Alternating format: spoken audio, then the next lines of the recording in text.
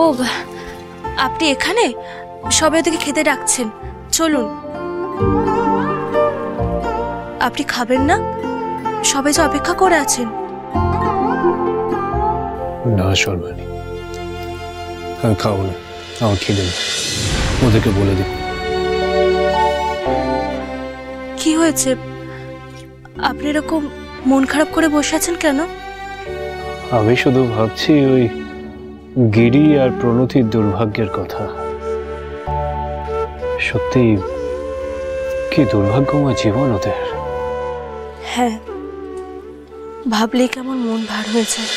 আপনি একবার ভাবুন সর্বাণী, আমাদেরকে ওরা অতিথি করে নিজেদের বাড়িতে নিয়ে এলো, ওরা আমাদেরকে আশ্রয় দিল, আমাদের সেবা করলো, এমনকি আমাদের সন্তানের মুখে দুধটুকু অবধি তুলে দিল।